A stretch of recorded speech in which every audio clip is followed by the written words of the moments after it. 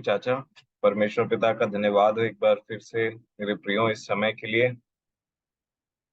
और प्रभु यीशु मसीह में आप सभी को प्रेम नमस्कार।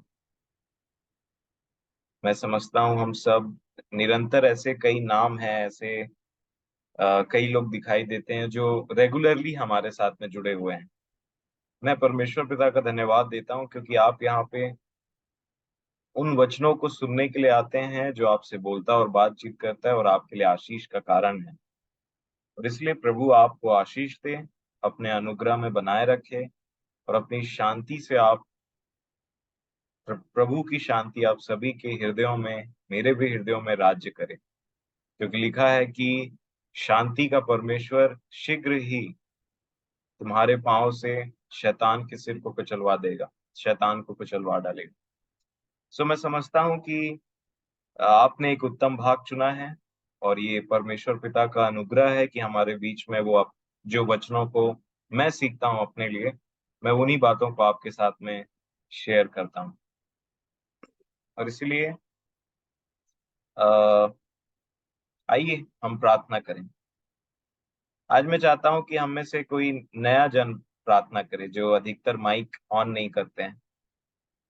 तो क्या आप प्रार्थना करना चाहेंगे? आपको अवसर है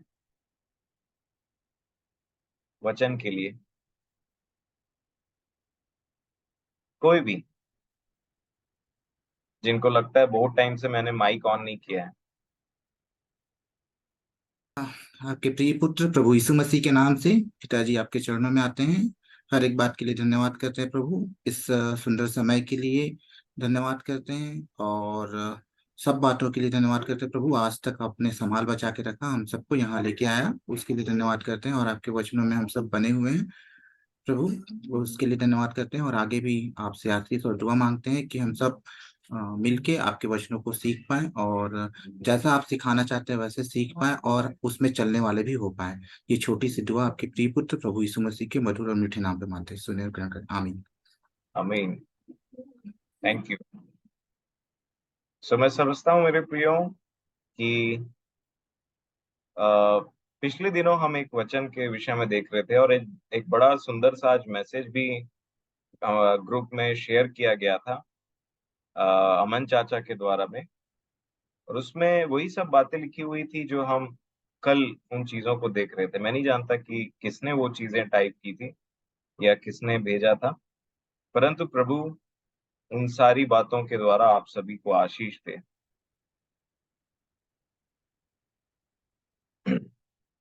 बाइबल में अगर आप ध्यान से देखेंगे तो जो परमेश्वर के जन हैं, परमेश्वर के लोग हैं, या परमेश्वर ने जिन लोगों को बहुत अच्छी रीति से इस्तेमाल किया, तो उनकी सिर्फ अच्छाइयों को बताया नहीं गया,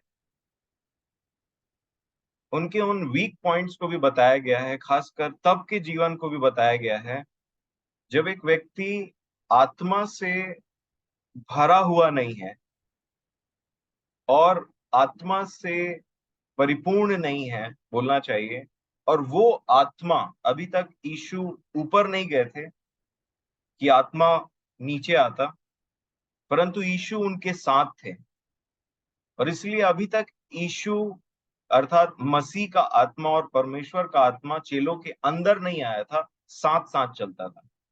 तो जब वो साथ साथ चलता था तो सोच विचार मैच नहीं करते थे। वे बहुत सी बातों को जानते जरूर थे, समझते भी थे, काफी बातों को समझते थे और बहुत सारी बातों को नहीं समझते थे। और इसलिए प्रभु यीशु मसीह का विचार चेलों के विचार से अधिकतर मैच नहीं करता था।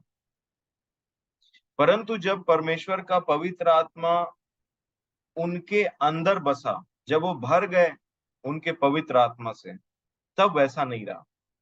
तब कुछ बहुत बड़ा चेंज आ गया। तब मानो प्रभु यीशु मसीह उनके थ्रू होकर के बाकी लोगों के पास में जाने लगे। और इसलिए जब आप देखेंगे तो एक पात्र है पतरस और एक पात्र है यहूदा इस्करियोती। मैं इन दो पात्रों के बारे में सोच रहा था कि एक पतरस और दूसरा यहूदा इस्करियोती। और अगर आप दोनों देखेंगे, दोनों के विषय में ध्यान देंगे, तो दोनों ही प्रभु यीशु मसीह के क्रूसिफिक्शन के टाइम में, जब प्रभु को पकड़वाया गया, तब ये दो चेले जो थे, ये दोनों ही चेलों ने से पाप हुआ था, मैं ऐसा बोलना चाहूंगा। लेकिन दोनों के दोनों में जो पाप हुआ था, उसका जो आगे का रिजल्ट था, दोनों अलग अलग था। पतरस ने भी प्रभु यीशु मसीह का इनकार किया था, और ये कोई छोटा मोटा चीज नहीं था, ये कोई छोटी बात थी, नहीं थी मेरे प्रिय। प्रभु यीशु मसीह ने कहा था कि जो कोई मनुष्यों के सामने मेरा इकरार करेगा, मुझे मान लेगा, मैं भी अपने पिता के सामने उसका एक मान लूंगा। परंतु जो मनुष्यों के सामने मेरा इनकार करेगा, मैं अपने स्वर्गीय पिता के सामने में भी उसका इनकार कर दूंगा। और ये बात पतरस को बहुत अच्छे से पता थी कि उन्होंने क्या किया है, और इसलिए वो फूट फूट करके रोने लगे। परंतु उसी समय हमें हम एक और चेले को देखते हैं। मेनली दो चेले हैं जो हाईलाइट होते हैं उतना टाइम, एक यहूदा इस्करियोती और एक शमौन पतरस। और दोनों से ही गड़बड़ी होती है, परंतु पतरस को फिर से उठाया जाता है, फिर से सेवकाई दी जाती है। परंतु जो यहूदा इस्करियोती है, उनका अंत नाश होता है, विनाश हो जाता है। और इसलिए अगर आप ये दो बातों पर देखेंगे, तो यहाँ पे एक बहुत ही सीखने वाली बात है। क्योंकि अगर आप पतरस के पाप को देखेंगे, तो वो कोई चीज पूरे मन से करना चाह रहे थे कि प्रभु, ये सारे लोग इनकार करें तो करें, मुझे मरना भी पड़े तो भी मैं इनकार नहीं करूंगा, मैं आपके साथ में रहूंगा। ये उनके हृदय की एक सच्ची बात थी। जिस बात पे पतरस फेल हुए थे, वो था, उनके पास में वो सामर्थ नहीं था मेरे प्रिय। उनके पास इच्छा तो थी, पर उनके पास वो ताकत नहीं था, वो शक्ति नहीं थी जिसके द्वारा वो बोली हुई बातों को कर सकें। परंतु अगर आप यहूदा इस्करियोती को देखेंगे, तो उसका जो पूरा माइंड था, पूरा जो थॉट था, एक इच्छा थी कि मैं इसे पकड़वाऊंगा। और इन दोनों में बहुत अंतर है।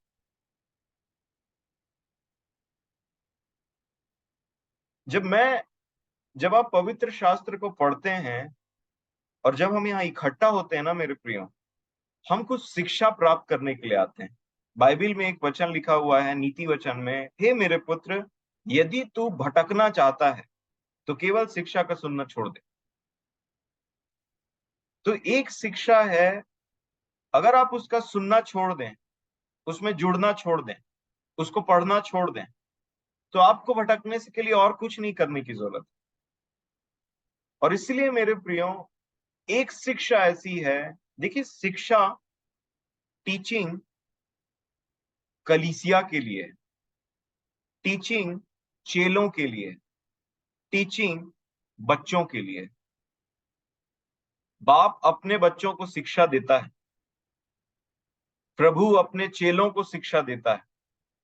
और इसलिए ये जो शिक्षाएं हमें दी जाती है ना, ये जो बातें हमें बताई दी जाती है ना, ये पिता की ओर से है, जो प्रभु में हो करके उनके आत्मा के द्वारा में मुझे और आपको सिखाया जाता है। और इसलिए शिक्षा, पिता के देने का तरीका शिक्षा का अलग है।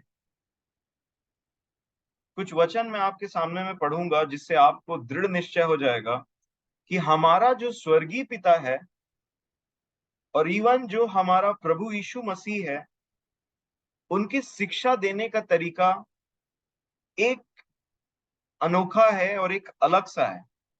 अगर आप मेरे साथ में इब्रानियों की पत्री, उसका 12 अध्याय और 5 वचन पढ़ेंगे,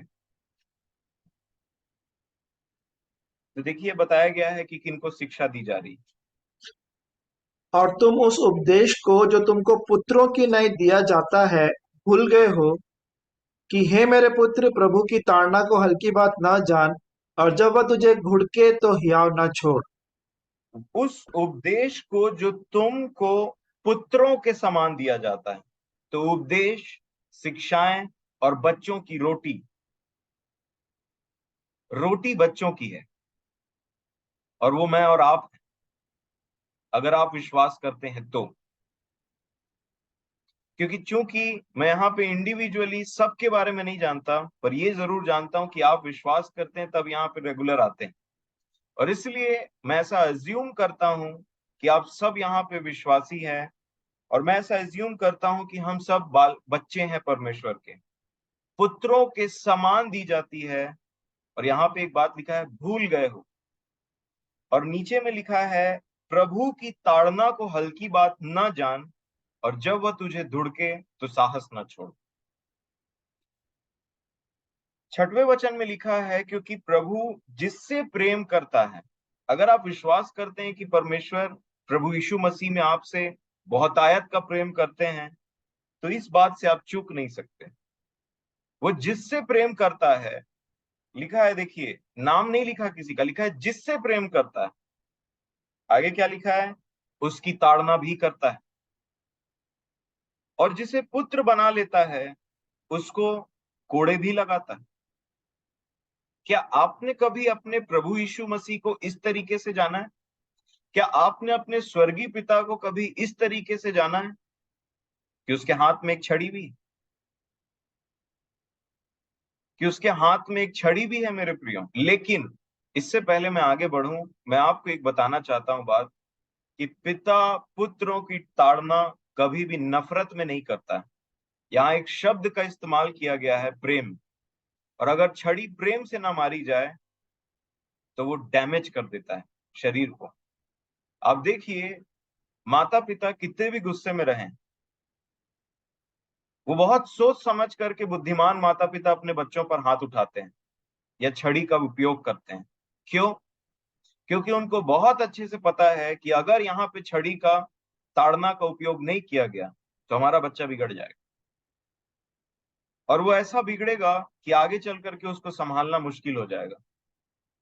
तो अगर संसार के माता पिता इतनी बुद्धि रखते हैं, इतनी समझ रखते हैं, और अपने, कई बार ऐसे बुद्धिमान माता पिता हैं जो अपने इमेज को साइड करते हैं कि बच्चा हमारे बारे में क्या सोचेगा, और फिर भी उसकी ताड़ना करते हैं। क्यों? क्योंकि वो अपने बच्चों की भलाई चाहते हैं। उनको पता है कि ये डांट से, ये छड़ी से, ये जरूरी है इस पॉइंट ऑफ टाइम में कि मेरा बच्चा आगे चल करके बिगड़ ना जाए। और वैसे ही एक बहुत ही ऊंचे स्तर का डिसिप्लिन हमारा परमेश्वर पिता करता है हमारे साथ। वह जिसे पुत्र बना लेता है उसकी ताड़ना करता है, और प्रेम में हो रहा है ये चीज। अगर आप, मैं जब जब बच्चे छोटे रहते हैं ना, तो कई बार उनको माता पिता के ऊपर गुस्सा आता है, जब वो उनकी ताड़ना करते हैं, जब उनको डांटते हैं, जब उनकी पिटाई कर देते हैं तब। पर वही बच्चे जब बड़े हो जाते हैं, तब हैप्पी फादर्स डे और मदर्स डे मनाने लगते हैं। क्यों? क्योंकि उनको पता है कि मेरे माता पिता ने मुझे कभी भी नफरत में मारा डांटा नहीं, उन्होंने जो किया वो मेरे लिए अच्छा था। मुझे जो दुख पहुंचा वो मेरे लिए अच्छा था, ऐसा कहता है। और इसलिए कई बार स्कूल में टीचर रहते हैं, और जो टीचर ज्यादा मारता डांटता है ना, वही ज्यादा साल तक याद रहता है। कि एक टीचर थे जो मेरे को, जो बहुत स्ट्रिक्ट थे। अगर मैं आपको अपनी बात बताऊं तो अभी टीचर्स डे में एक बच्चे ने मेरे को मैसेज किया कि सर, जो आप डिसिप्लिन उतना टाइम देते थे उसको मैं उतना टाइम नहीं समझा, लेकिन अब मेरे को समझ में आता है वो चीज। तो मैं परमेश्वर पिता का धन्यवाद देता हूं मेरे प्रियो, कि हमारे पास में एक ऐसा पिता है, एक ऐसे प्रभु हैं जो प्रेम में हमारी ताड़ना करते हैं, और नहीं चाहते कि मैं और आप नाश हो जाए। इसलिए उस नरक से बचाने के लिए, उस अपवित्रता से बचाने के लिए, और उस खराब जीवन से बचाने के लिए, धन्यवाद दीजिए परमेश्वर पिता का कि वो हमारी ताड़ना करता है। क्योंकि अगर आप समझते हैं कि ये शिक्षा, कभी भी कोई भी शिक्षा अगर बिना डिसिप्लिन के मिले तो वो एक इफेक्टिव शिक्षा नहीं होती, ये समझने का है। भले इस संसार में रीति विधियां बदलते चले जाएं, लेकिन परमेश्वर कभी नहीं बदलता। और इसलिए वो जिनका परमेश्वर है, भले ही डिसिप्लिन के टाइम में हमें तकलीफ होता है, वर्तमान में कोई भी प्रकार की ताड़ना जो है वो आनंद की बात नहीं समझी जाती, वरन शोक की बात समझी जाती है। एक ऐसा शोक, एक परमेश्वर भक्ति का ऐसा शोक आपके अंदर और मेरे अंदर होना जरूरी है, जो हमारे उन खराब पार्ट्स को, कई बार आपने देखा है कि जब कोई अंग खराब हो जाता है, उसको एम्प्यूट करना पड़ता है, काटना पड़ता है, निकालना पड़ता है, और अगर वो चीज नहीं किया गया तो वो चीज पूरे शरीर में फैल जाएगा, और इसलिए ना चाहते हुए भी वो जगह उसको एम्प्यूट करना पड़ता है, काट के निकालना पड़ता है। और ये काम जब एक डॉक्टर करता है तो वो पेशेंट की भलाई के लिए करता है, लेकिन जब ये एक्चुअल प्रोसीजर होता है तो पेशेंट को किसी भी प्रकार से मजा नहीं आता। और इसीलिए मुझे और आपको ये बात समझना है, क्योंकि पवित्र शास्त्र हमें सिखाता है अपने पिता का नेचर। जब देखिए, मैंने आपको शुरुआत में ये पतरस और यहूदा का एग्जाम्पल क्यों लिया पता है? ध्यान से पढ़िए मेरे प्रियो। एक पतरस था और एक यहूदा। पतरस को कितनी बार डांट लगाया, वो कभी ऑफेंड नहीं हुए उससे। आप समझ रहे हैं? और एक यहूदा था, जिसके विषय में मैं आपको अभी दिखाऊंगा कि किस प्रकार एक बार डांटा, एक बार कुछ बोला, और उससे वो ऑफेंड हो गया, ऑफेंड हो करके, बुरा मान करके वो चला गया उन लोगों के पास में उसको पकड़वाने के लिए। और इसीलिए आज मुझे और आपको एक बात देखनी जरूरी है। व्यवस्था विवरण 8 अध्याय, व्यवस्था विवरण 8 अध्याय,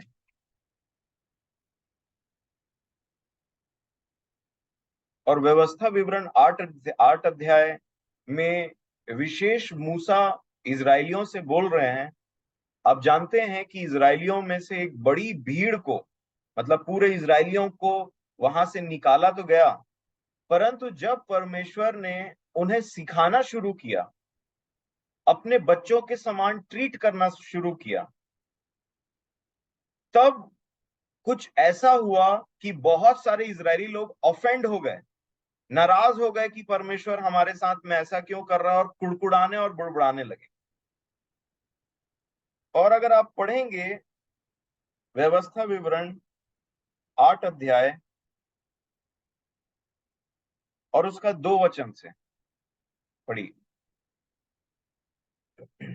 और स्मरण रख कि तेरा परमेश्वर यहोवा 39 वर्षों में तुझे सारे जंगल के मार्ग में से इसलिए ले आया है कि वह तुझे नम्र बनाए और तेरी परीक्षा करके यह जान ले कि तेरे मन में क्या क्या है। तेरे मन में क्या है, ये जांचता है वो।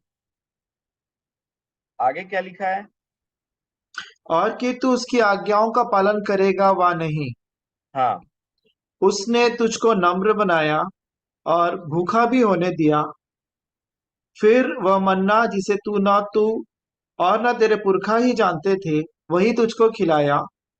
इसलिए कि जब वह तुझको सिखाए इसलिए कि वह तुझको सिखाए कि मनुष्य केवल रोटी ही से नहीं जीवित रहता, परंतु जो जो वचन यहोवा के मुख से निकलते हैं, उन उन ही से वह जीवित रहता है। 39 वर्षों में तेरे वस्त्र पुराने न हुए और तेरे तन से भी नहीं गिरे और न तेरे पांव फूले। फिर अपने मन में यह तो विचार कर कि जैसा कोई अपने बेटे को ताड़ना देता है, वैसे ही तेरा परमेश्वर यहोवा तुझको ताड़ना देता है। अपने मन में यह विचार कर बोलता है कि यह ताड़ना के भागी उतना टाइम सिर्फ इजरायली लोग थे मेरे प्रियो। एक ऐसा डिसिप्लिन जो स्वर्ग का परमेश्वर उनका करता चला आ रहा था, एक बच्चों के समान लिए चले जा रहा था। उनके नाश होने का एक कारण इनमें से ये था कि उन्होंने उस ताड़ना से मुंह फेर दिया, उस ताड़ना के प्रति कुड़कुड़ाया, बड़बड़ाया, जबकि परमेश्वर उनके साथ में बच्चों के समान ट्रीटमेंट कर रहा था। तो जब परमेश्वर उन्हें बच्चों के समान ट्रीट कर रहा था, तो क्या क्या हुआ पता है? खाने और पीने के लिए नहीं दे रहा, कुछ डिसिप्लिन परमेश्वर करते हैं ताकि वो जांचें कि मैं और आप क्या बात बोलना शुरू कर देते हैं परमेश्वर पिता के लिए। कई बार जब वो डिसिप्लिन कर रहे थे इजरायली लोगों को, तो वो कुड़कुड़ाने और बुड़बुड़ाने लगे और बोलने लगे इससे अच्छा तो मिस्र था, वापस लेकर के चलो, एक लीडर खड़ा करो, चलो अब यू टर्न हो करके हम वही बंधुआई के जीवन में जाएंगे। क्यों? क्योंकि उनको डिसिप्लिन पसंद नहीं आ रहा। और यहाँ पे एक चीज लिखी हुई है 3 वचन को अगर मैं पढ़ता हूं 8 के 3 में, उसने तुझको नम्र बनाया और भूखा भी होने दिया, फिर वह मन्ना जिसे न तू और न तेरे पुरखा ही जानते थे वही तुझको खिलाया, इसलिए क्या लिखा है? इसलिए कि वह तुझे सिखाए, इसलिए कि वह तुझे सिखाए कि मनुष्य केवल रोटी ही से जीवित नहीं रहता। और बताइए इस चीज को किसने सीखा? नए नियम में शैतान ने जब प्रभु यीशु मसीह की परीक्षा की, तब प्रभु यीशु मसीह ने ये बात शैतान को वापस बोला था परीक्षा के टाइम में। अर्थात जैसा परमेश्वर ने इजरायलियों के साथ ट्रीटमेंट किया, वैसा ही परमेश्वर ने प्रभु यीशु मसीह के साथ में ट्रीटमेंट किया, और वैसा ही वो मेरे और आपके साथ में भी ट्रीटमेंट करता है। क्यों? ताकि वो मुझे और आपको कुछ सिखाना चाहता। और आप ये मत समझ लीजिएगा कि केवल सुन लिए और जान लिए तो सीख गए। जब वो सिखाना शुरू करता है तो वो ले करके जाता है कहीं पे, वो कभी कमी घटी में लेकर के जाता है, वो कभी बीमारी में लेकर के जाता है। मैं नहीं समझता कोई भी प्रकार की बीमारी परमेश्वर की तरफ से आती है, पर वैसे समय में वो देखता है कि मेरे और आपके मन में क्या चल रहा है, कि वह तुझे जांच कर जान ले कि तेरे मन में क्या है। और मन में क्या है ना, कंफर्टेबल लाइफ में पता नहीं चलता। मन में क्या है तब पता चलता है जब जीवन में तकलीफ आना शुरू होते हैं, जब जीवन में हर तरफ से कई बार तकलीफ आना शुरू होते हैं ना, तो मन में क्या है ये बात निकलना शुरू होता है। इजरायली लोगों को जब तक मिस्र को मार रहा था 10 बड़े बड़े कार्य करके, कभी वो नहीं कुड़कुड़ाए। जब वो सोने चांदी लेकर के निकल रहे थे तभी वो नहीं कुड़कुड़ाए। जब वो लाल समुद्र से पार हो गए तभी भी वो नहीं कुड़कुड़ाए। लेकिन जैसे ही किसी चीज की कमी घटी हुई, जैसे ही परमेश्वर ने उनको कुछ सिखाना शुरू किया, तब मेरे प्रियो उन्होंने बड़बड़ाना शुरू कर दिया, कुड़कुड़ाना शुरू कर दिया। वे मानो परमेश्वर से दूर भागना चाहते थे, मूसा से दूर भागना चाहते थे। क्यों? क्योंकि वो उनकी ताड़ना करके कुछ सिखा रहा। आप कुछ सीखना चाहते हैं, वो कुछ सिखाना चाहता है, परंतु ध्यान रखिए वो टेस्ट करने वाला परमेश्वर, और हमारा पिता प्रेम में हमारी ताड़ना करता है। मैं जानता हूं आप में से बहुत सारे लोग इस चीज को एक्सपीरियंस किए होंगे। एक और वचन में पढ़ाना चाहूंगा प्रकाशित वाक्य में, ध्यान से समझिए, आप आशीषित होंगे, नो डाउट। प्रकाशित वाक्य उसका 3 अध्याय 15 वचन से ध्यान से पढ़िएगा। मैं चाहता हूं सब आप लोग जिस पोजीशन में भी हैं बाइबल जरूर पढ़ें, देखें क्या लिखा है। मैं तेरे कामों को जानता हूँ कि तू न तो ठंडा है और न गर्म। भला होता कि तू ठंडा या गर्म होता। इसलिए कि तू गुनगुना है और न ठंडा है और न गर्म, मैं तुझे अपने मुंह में से उगलने पर हूँ। तू कहता है कि मैं धनी हूँ और धनवान हो गया हूँ और मुझे किसी वस्तु की घटी नहीं, और यह नहीं जानता कि तू अभागा और तुच्छ और कंगाल और अंधा और नंगा है।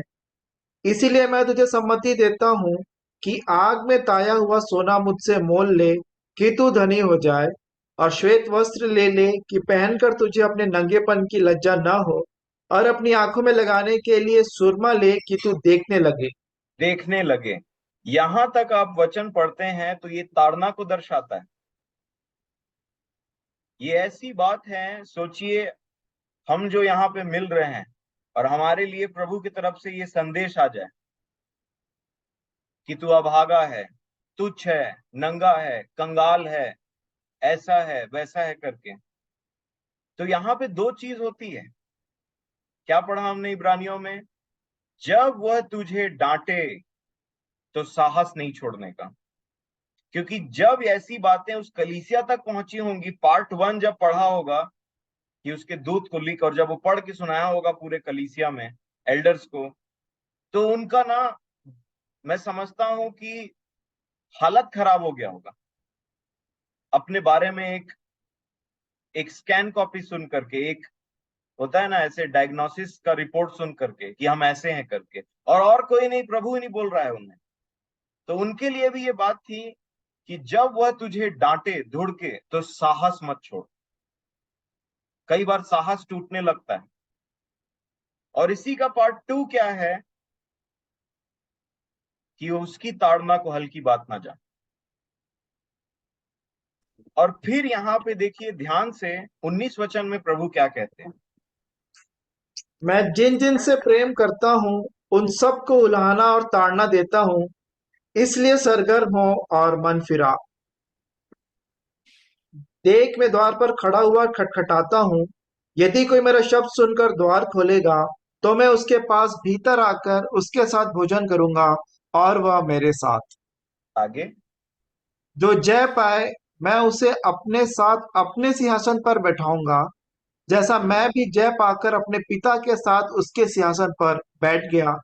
जिसके कान हो वह सुन ले कि आत्मा कलीसियाओं से क्या कहता है। एक ऐसी कलीसिया से जब प्रभु बात कर रहे हैं, हमने इनको पिछले बार भी कई बार देखा है कि जो अभागा है, तुच्छ है, नंगा है, कंगाल है, और यहाँ पे इवन यहाँ तक लिखा हुआ है कि तू ना तो ठंडा है ना तो गर्म है, और इसलिए मैं अपने मुंह से तुझे उगलने पर हूं।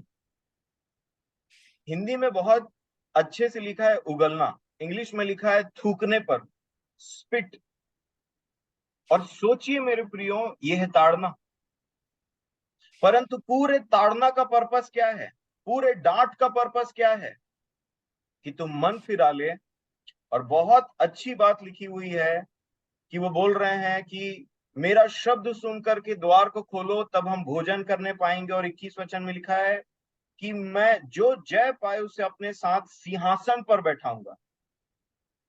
इसका मतलब आप समझते हैं, जो लोग कंप्लीटली फेल हो चुके हैं, जिनको ताड़ना मिल रही है, उनको दोष नहीं लगाया जा रहा, उनको उनका हाल बताया जा रहा है, डांटा जा रहा है, डपटा जा रहा है, छड़ी मारी जा रही है, एक पर्पस के लिए। 19 वचन में लिखा है मैं प्रेम करता हूं। क्या आपने कभी अपने प्रभु यीशु मसीह को इस प्रकार से जाना है कि वो प्रेम करने वाला छड़ी लगाता है, ताड़ना करता है, डांटता है, और बहुत कठिन और कड़े शब्द में बात करता है? क्यों?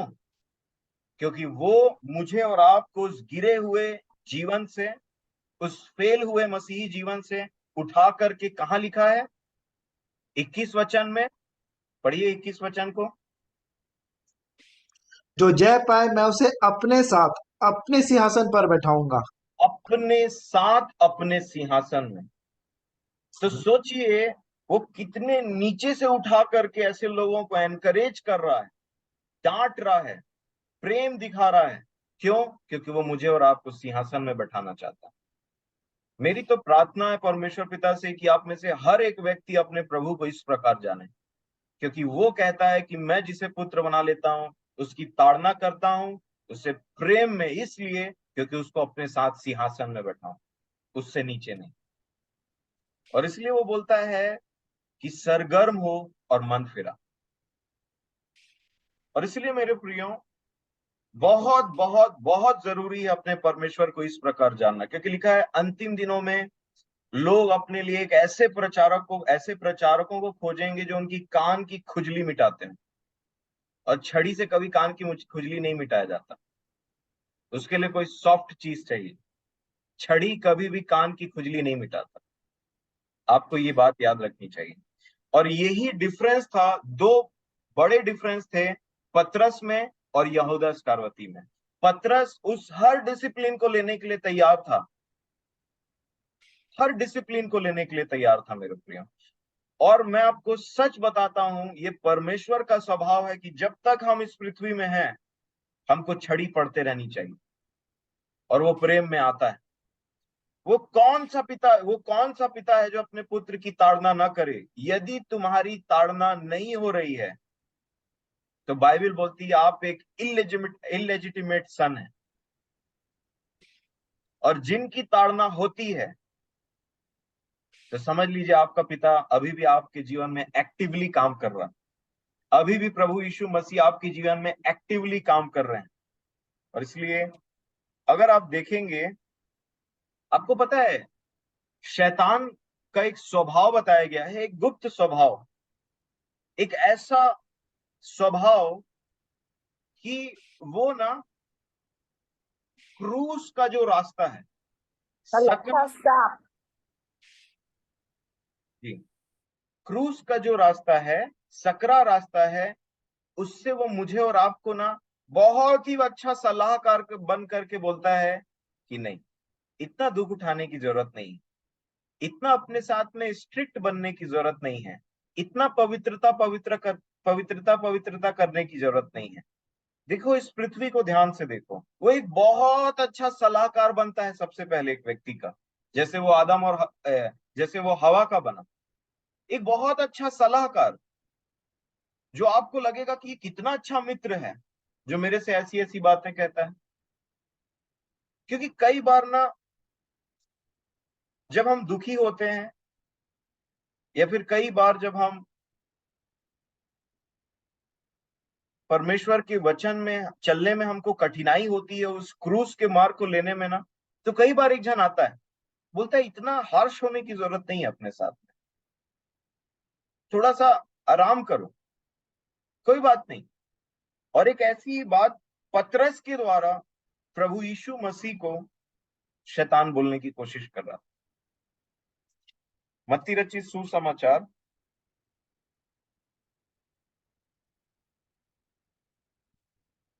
उसका 16 अध्याय 21 वचन से पढ़िएगा।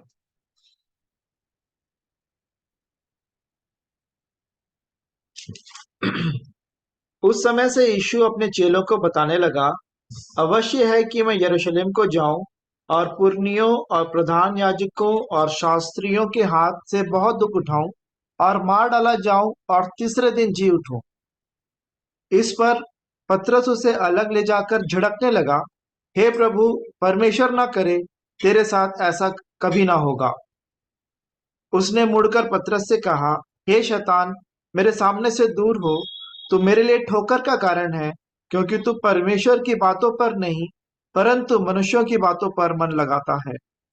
आपने देखा कि जैसे प्रभु यीशु मसीह ने उन दुख के विषय में कहा जो परमेश्वर की इच्छा थी प्रभु के लिए, तो शैतान ने पतरस के द्वारा क्या बोलना शुरू किया?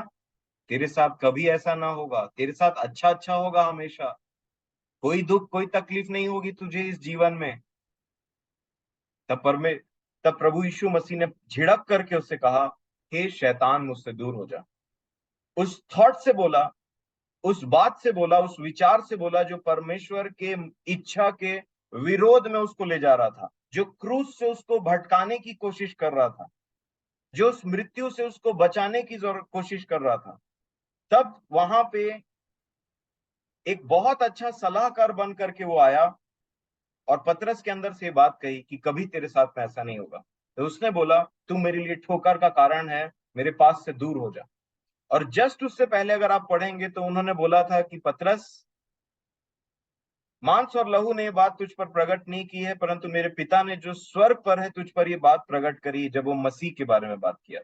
परंतु मेरे प्रियो, आप अपने जगह अपने आप को पतरस की जगह में रख करके सोचिए कि जिसके पीछे आप सब कुछ छोड़ करके चलना प्रयास किए हैं और चल रहे हैं, अपने अपना ऑक्यूपेशन छोड़ दिया, मछली पकड़ना छोड़ दिया, अपने परिवार को छोड़ करके आ गए, वो आपको पलट करके शैतान बोल रहा है, आपके अंदर के विचार को बोल रहा है, हे शैतान, मुझसे दूर हो जा। क्या रिएक्शन होता? क्या रिएक्शन होता? मैं आपको बताऊं, पतरस फिर भी उसके पीछे चल लेगा। और फिर एक जगह ऐसा आया जहां पे यूहन्ना 6 में जब प्रभु ने कुछ बातों को बोला अपने शरीर और लहू के विषय में, तो बहुत सारे लोग इवन उसके बहुत सारे चेले फिर गए। और आप देखेंगे यहाँ पे क्या लिखा है, जब सब फिर गए, बहुत सारे लोग फिर गए मतलब, तो यूहन्ना 6 अध्याय और उसके 66 और 67 वचन को पढ़िए और 68 को। इस पर उसके चेलों में से बहुत से उल्टे फिर गए और उसके बाद उसके साथ ना चले। तब यीशु ने उन 12 से कहा, क्या तुम भी चले जाना चाहते हो? शमौन पतरस ने उसको उत्तर दिया, हे प्रभु, हम किसके पास जाएं? अनंत जीवन की बातें तो तेरे ही पास हैं। किसने उत्तर दिया? शमौन पतरस। वो शमौन पतरस ही थे। अगर वो उतना टाइम ऑफेंड हो जा रहे थे, नाराज हो जा रहे थे, मेरे को ऐसा ऐसा बोल दिया, तो सबसे पहले फिरने वाले यही व्यक्ति होते हैं। परंतु यही व्यक्ति उनके साथ में थे, उस ताड़ना को सहते हुए, उस कई बार उस बहुत ही स्ट्रिक्ट डिसिप्लिन को सहते हुए। और मैं आपको बताऊं मेरे प्रियो, ये एक बहुत सुंदर क्वालिटी है कि जब वो तुझे डांटे तो साहस नहीं छोड़ना और उसकी धुड़की तो कभी हल्की बात नहीं जानना, क्योंकि वो प्रेम में ऐसा कर रहा है। और इसलिए डिसिप्लिन एक तरीके का फिल्टर है, छन्नी का काम करता है। कुछ लोग ऑफेंड हो जाते हैं और छन्नी के ऊपर रह जाते हैं, पर बहुत कम है जो उस डिसिप्लिन को सहते सहते सहते सहते उस छन्नी के नीचे पार हो जाते हैं। और वो एक ही बात बोलते रहते हैं कि प्रभु, आपके सिवा हम कहाँ जाएं? अनंत जीवन की बातें तो आप ही के पास। ये वो लोग हैं मेरे प्रियो जो परमेश्वर की ओर से नियुक्त किए हुए हैं। मैं आपको बताता हूं पवित्र शास्त्र के बेसिस में। और वो लोग जो ऑफेंड हो जाते हैं, खास करके यीशु मसीह की बात से, याद रखिए वो उसके कभी थे ही नहीं। वो भले ही थोड़े साथ समय में उसके साथ में चल रहे थे, परंतु एक समय आया कि वो उससे ऑफेंड हो गए। तो प्रभु ना करे कि हम में से कोई भी ऑफेंड हो जाए और उससे इधर उधर होने लगे। मत्ती रचित सुसमाचार 11 अध्याय, मत्ती रचित सुसमाचार 11 अध्याय और उसका 6 वचन को पढ़िए। ये प्रभु यीशु मसीह ने अपने बारे में एक बात बोला, और धन्य है वह जो मेरे कारण ठोकर ना खाए। धन्य है वह जो मेरे कारण ठोकर ना खाए। ये प्रभु की बात है। अधिकतर लोग प्रभु से ठोकर क्यों खाते थे पता है? उनके शब्द के द्वारा। और वो उनके शब्द नहीं थे, वो पिता परमेश्वर के शब्द थे जो प्रभु बोल रहे थे। और कई बार ऐसा देखा जाता है कि जब परमेश्वर के लोग, जब प्रभु के वो चुने हुए लोग प्रभु के शब्द को बोलते हैं, तो कई लोग ठोकर खा जाते हैं, कई लोग ऑफेंड हो जाते हैं उस डिसिप्लिन के चलते, उन शब्दों के चलते, उन वाणी के चलते। मेरे प्रियो, मैं आपसे निवेदन करता हूं कि आप उनमें से ना हो। और आपको पता है, जिसको डिसिप्लिन किया जा रहा था, पतरस को डिसिप्लिन डिसिप्लिन डिसिप्लिन डिसिप्लिन, ताड़ना डांट, यही सब चल रहा था। आपको पता है, वही वो चेला था जिसने उसे अंत तक नहीं छोड़ा।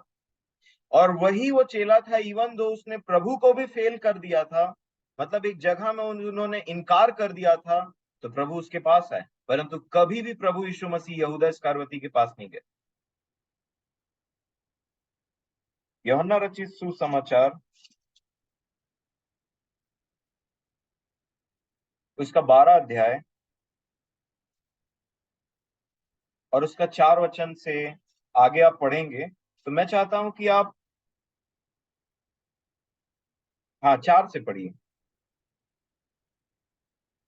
पर उसके चेलों में से यहूदा इस्करियोती नामक एक चेला जो उसे पकड़वाने पर था, कहने लगा, यह इत्र 300 दिनार में बेचकर कंगालों को क्यों ना दिया गया।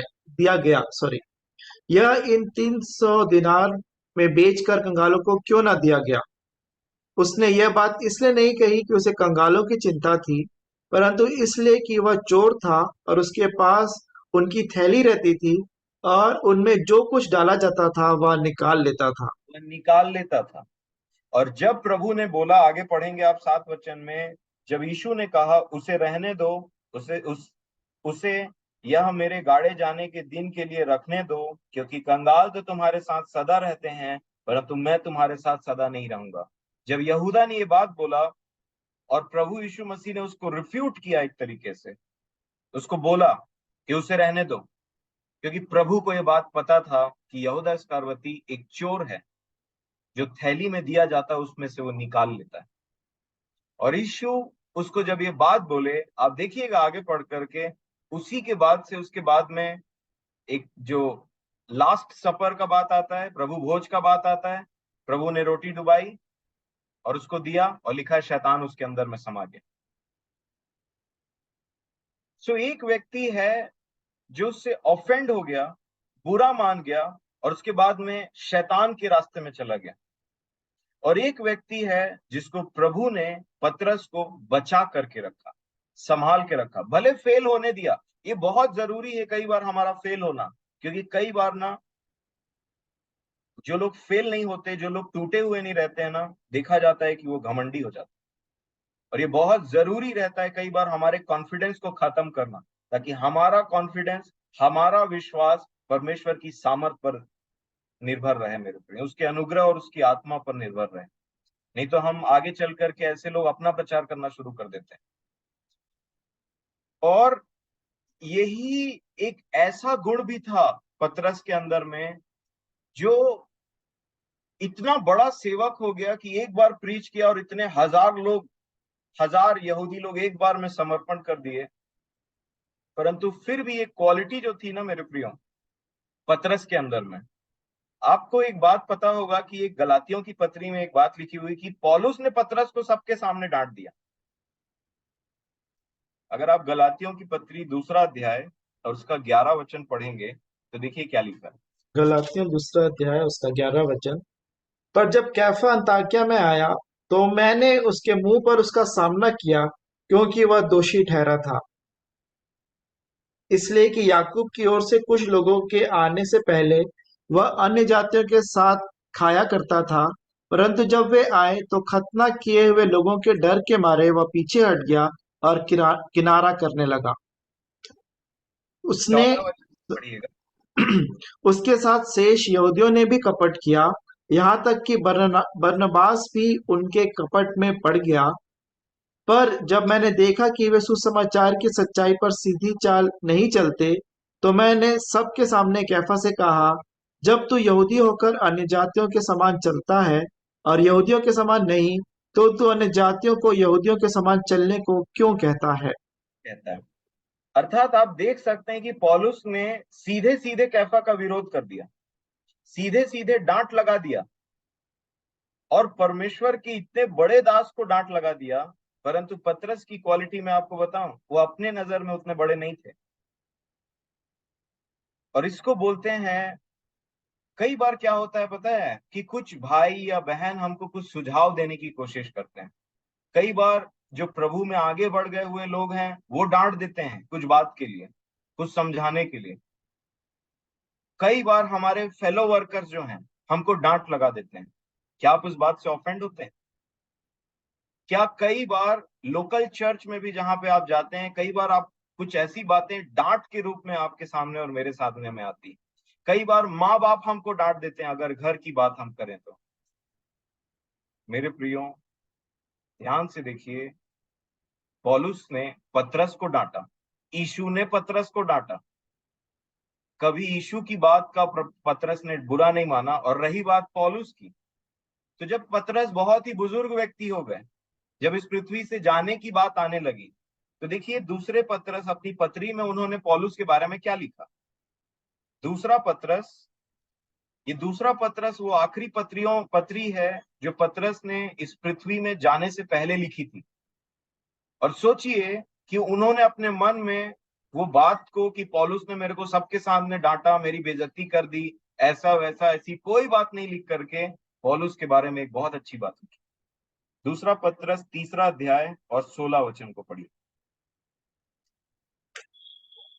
वैसे ही उसने अपनी सब पत्रियों में भी इन बातों की चर्चा की है, जिनमें कुछ बातें ऐसी हैं जिनका समझना कठिन है, और अनपढ़ और चंचल लोग उनके अर्थों को भी पवित्र शास्त्र की अन्य बातों की तरह खींच तान कर अपने ही नाश का कारण बनाते हैं। 15 और 16 को पढ़ लीजिएगा तो। और हमारे प्रभु के धीरज को उद्धार समझो, जैसा हमारे प्रिय भाई पौलुस ने भी उस ज्ञान के अनुसार जो उसे मिला तुम्हें लिखा है।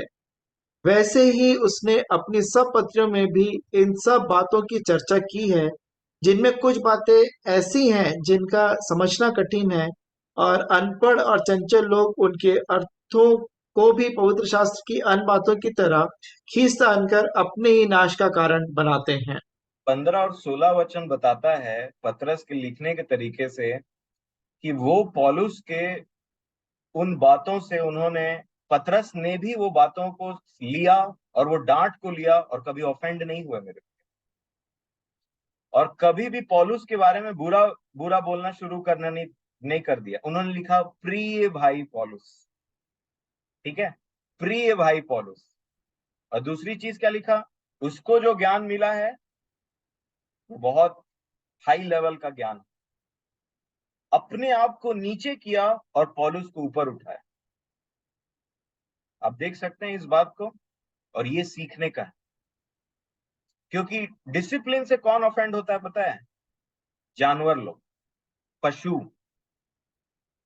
याद रखिए।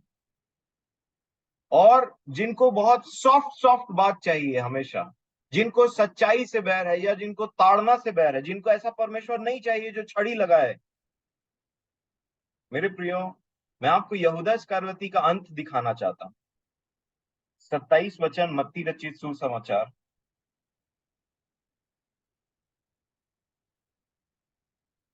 और उसका 3, 4 और 5 वचन को पढ़िएगा।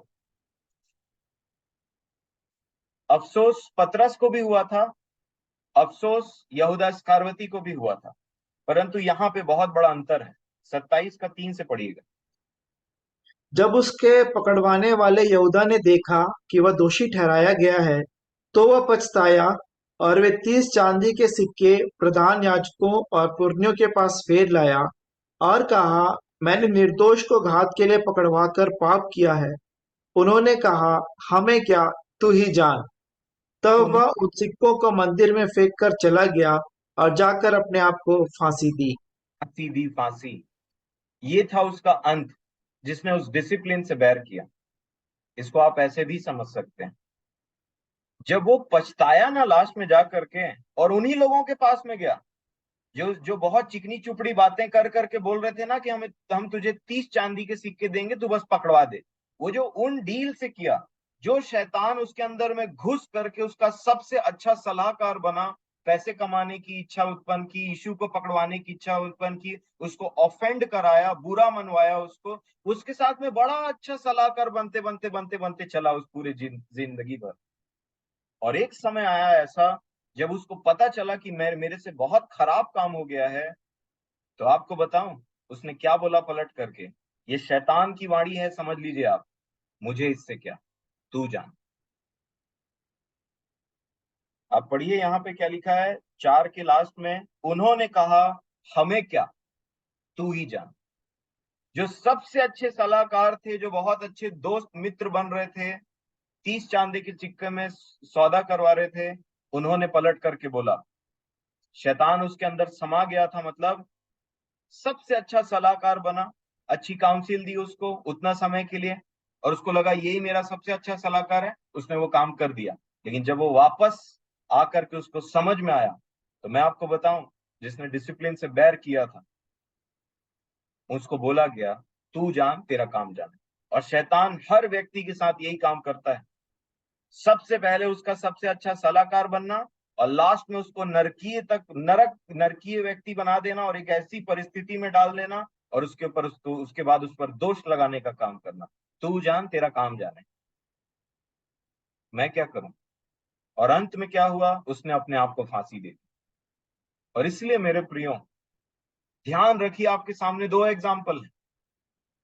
एक ऐसा एग्जाम्पल, एक ऐसे व्यक्ति का एग्जाम्पल जिसने ताड़ना से बैर नहीं किया, परंतु ये बात जान रखा कि ये ताड़ना प्रेम में हो रही है, और उस डिसिप्लिन को लिया, मन फिराया और बेटर मनुष्य होकर के परमेश्वर के राज्य में पहुंच गया। और एक ऐसा व्यक्ति का एग्जाम्पल है जिसने अपने आप को लास्ट में फांसी दी, और उसके चाहने वालों ने उसको बोला हम क्या करें, तू ही जान, तेरा काम जान। नीति वचन 12 अध्याय के 1 वचन को पढ़िए। नीति वचन 12 का 1।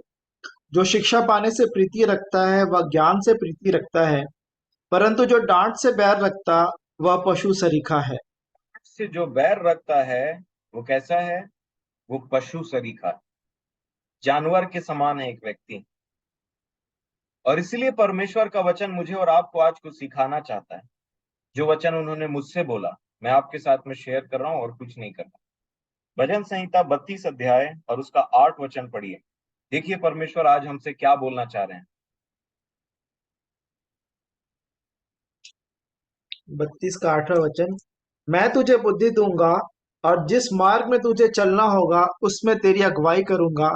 मैं तुझ पर कृपा दृष्टि रखूंगा और सम्मति दिया करूंगा। तुझे तुम बुद्धि दूंगा, परमेश्वर का वचन कह रहा है मैं तुझे बुद्धि दूंगा, मैं तुझे सिखाऊंगा, शिक्षा दूंगा, मैं तुझे उस मार्ग में जिसे तुझे चलना है मैं बताऊंगा, तेरी अगुवाई करूंगा, तेरा लीड करूंगा, तुझ पर कृपा दृष्टि रखूंगा और तुझे सम्मति दिया करूंगा। लेकिन 9 वचन में क्या लिखा है? तुम घोड़े और खच्चर के समान न बनो जो समझ नहीं रखते। उनकी उमंग लगाम और रास से रोकनी पड़ती है, नहीं तो वे तेरे वश में नहीं आने के। तुम घोड़े और खच्चर के समान ना बनो, जिनको हर बात में लगाम लगाना पड़ता है। सरेंडर करो, उस ताड़ना के सामने सरेंडर करो। और इसलिए मेरे प्रियो, ये जो ताड़ना है ना, आपको बताऊं, आज बहुत लोगों की नहीं हो रही, और जिनकी हो रही है, समझ लीजिए परमेश्वर आपको अपने बच्चों के समान ट्रीट कर रहा है। और इसलिए जब वो सिखाते हैं ना, तो वो सिखाने का मार्ग इतना आसान नहीं होता। और इसलिए हमारे परमेश्वर का एक रूप मैं आपको बताना चाह रहा हूं जो आपको मदद करेगा। एक और वचन पढ़ना चाहूंगा, भजन संहिता 23 अध्याय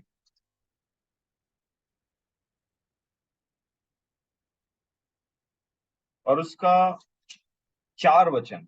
आपने ये वचन पढ़ा है और हम में से बहुत सारे लोग ऐसा इसको जानते हैं। फिर से एक बार पढ़िए, भजन संहिता 23 का 4। चाहे मैं घोर अंधकार से भरी हुई तराई में होकर चलूं, तो भी हानि से न डरूंगा, क्योंकि तू मेरे साथ रहता है। तेरे सोंटे और तेरी लाठी से मुझे शांति मिलती है। दो चीज जो शांति देती है, सोंटा और लाठी। सोंटा और लाठी दोनों एक नहीं है मेरे प्रिय। आप देखिए, हमारा परमेश्वर को पुराने नियम में परमेश्वर के आत्मा के द्वारा एक जन ने कैसे डिस्क्राइब किया है? यहोवा मेरा चरवाहा है। और चरवाहे के हाथ में दो लाठी, दो चीजों को बताया है उसने। एक लाठी है और एक छड़ी है। और लाठी इस बात का प्रतीक है, अगर पुराने नियम में देखेंगे कि जब मूसा उनको निकाल ले आया तो हर काम वो लाठी के द्वारा करता था। लाठी प्रोटेक्शन प्रोवाइड करता है, बचाता है शेर, भालू, भेड़ियों से, हर प्रकार की विपत्ति से। लाठी, हमारा परमेश्वर ऐसा है जो हमारा प्रभु यीशु मसीह, पिता ने प्रभु के हाथों में सारी भेड़ों को दे दिया है।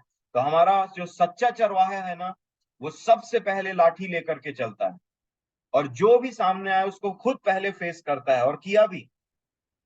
और इसलिए वो, हम जो उसकी भेड़े हैं, उसकी लाठी हमारा ढाल है। पिता सबसे बड़ा है और उसकी भेड़ों को उसके हाथ से कोई छीन नहीं सकता, ऐसा वचन बताता है। और वो लाठी सदैव मेरे और आपके लिए है मेरे प्रिय।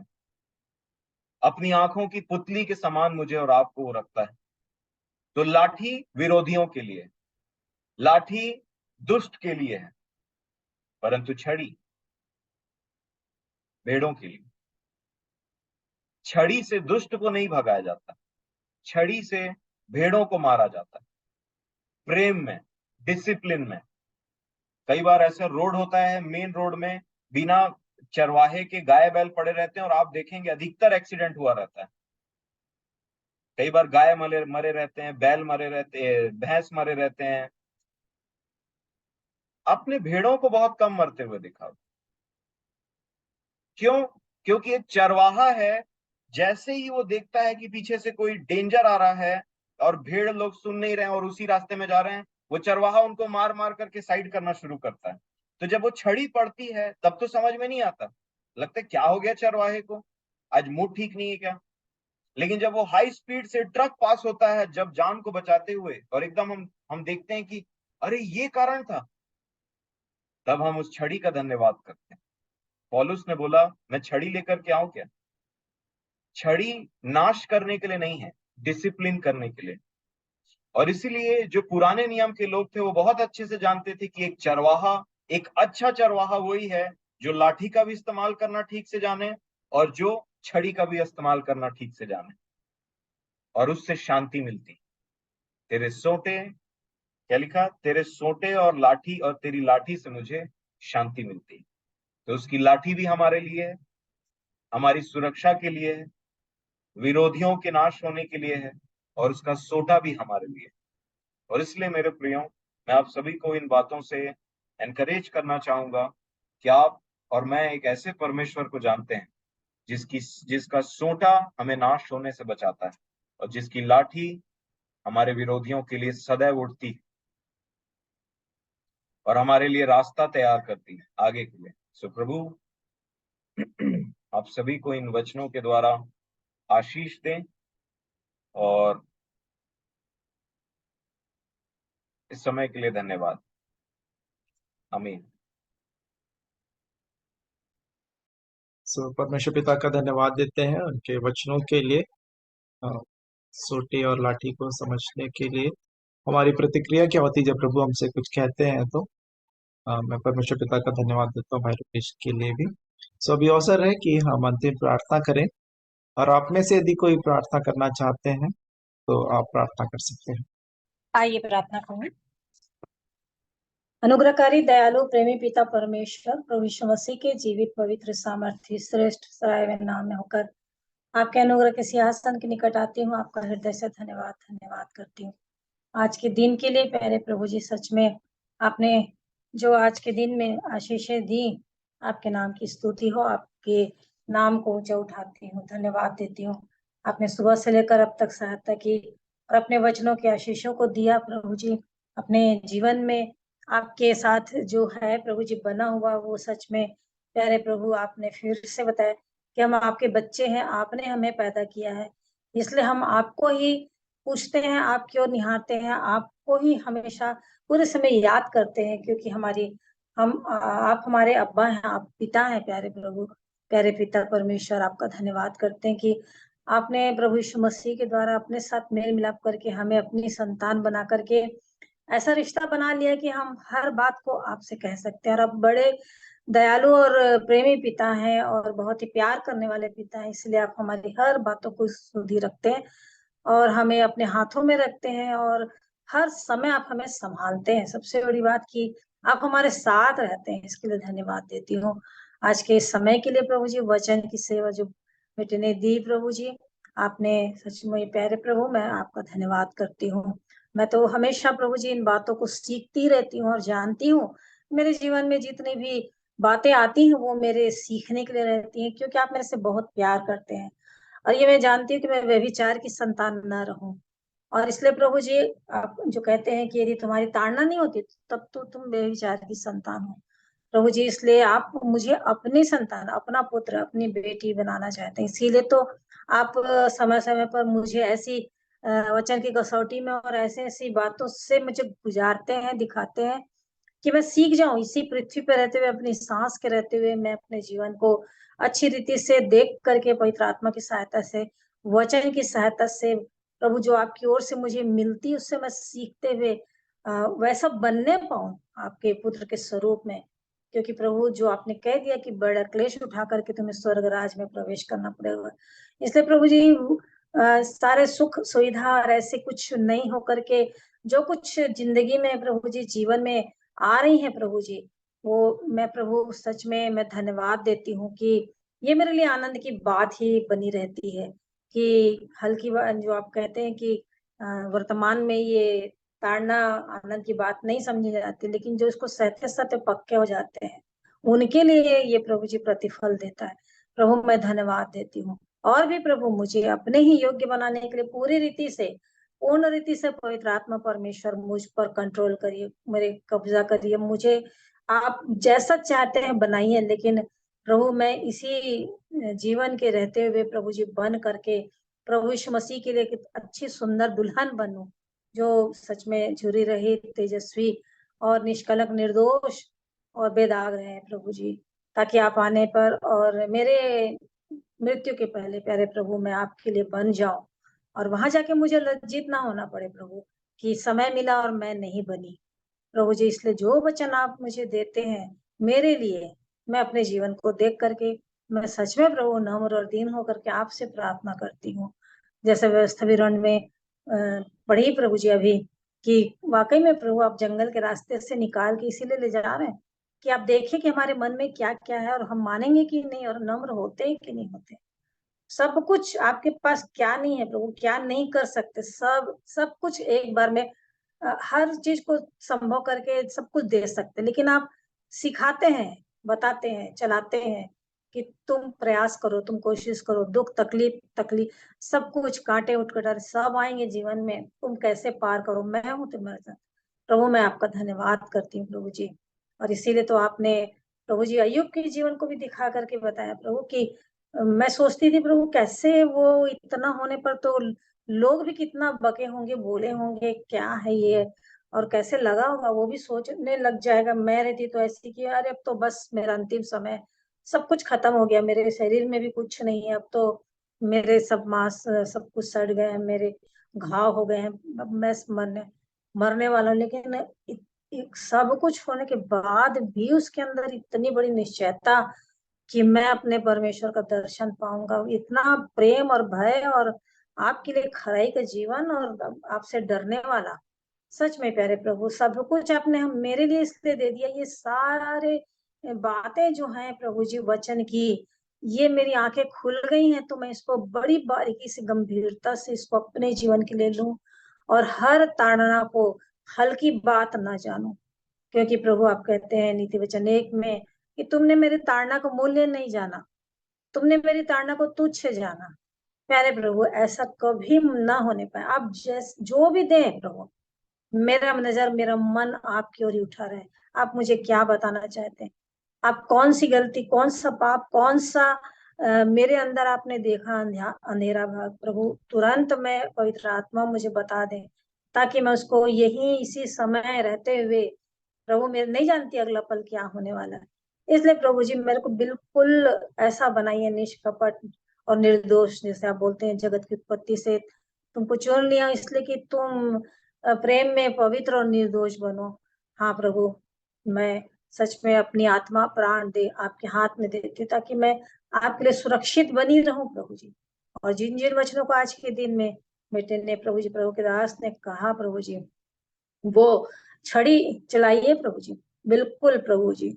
आप मुझे लाठी से, छड़ी से, जिससे जिससे भी प्रभु जी, जो भी प्रभु जी, कैसे भी करके प्रभु जी, मैं कभी बच्चों की तरह नहीं प्रभु जी कि मैं रूठ जाऊं, जिस प्रकार से बुरा माना यहूदा, और प्रभु जी सच में वो क्या हुआ उसका हाल प्रभु। और पतरस को पौलुस ने भी बोल दिया, यीशु मसीह ने बोल, लेकिन उसने नहीं माना प्रभु जी। इसलिए मैं कभी नहीं मानती, कभी नहीं मानती, चाहे वो कोई भी रहे, मेरे जीवन को दिखाने के लिए कोई बातें होती तो मैं, चाहे छोटा हो प्रभु जी, मैं अपने आप को देखती हूँ प्यारे प्रभु जी, हाँ मेरे जीवन में ये कमी है, तो मैं आपका बहुत धन्यवाद देती हूँ प्रभु कि आप मेरे जीवन को बनाने के लिए, मैं जानती हूँ प्रभु आप मेरे से बहुत ज्यादा प्यार करते हैं, इसलिए जो मेरे जीवन में आती मैं इस बात को भी समझ गई हूँ कि सारी बातें मेरे लिए भलाई को उत्पन्न करती है।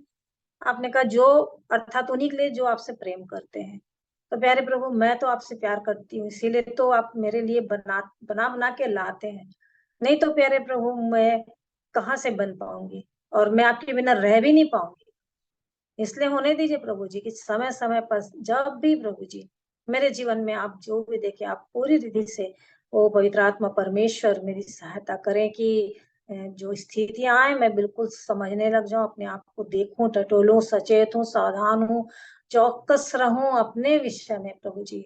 मैं दूसरों को नहीं, परंतु अपने अपने लिए हमेशा मैं अपने लिए देखूं प्रभु।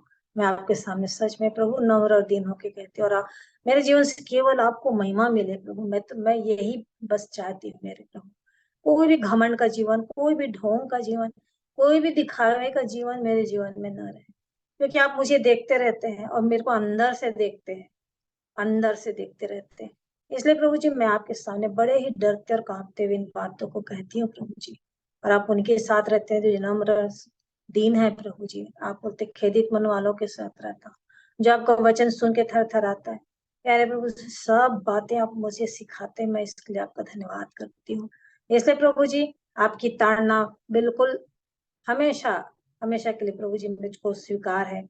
मुझको आप हमेशा प्रभु जी जैसे भी हो, चाहे आप आग की भट्टी से निकालें, जैसे भी प्रभु जी पका के निकालें, जैसे भी प्रभु जी बर्तन को बना करके जैसे आग में जला करके प्रभु उसके बाद ही वो पक्का बनता है। प्रभु आप पूरी रीति से बनाइए प्रभु जी, पूरी रीति से, क्योंकि प्रभु एक ही बार मौका है प्रभु, उसके बाद नहीं है।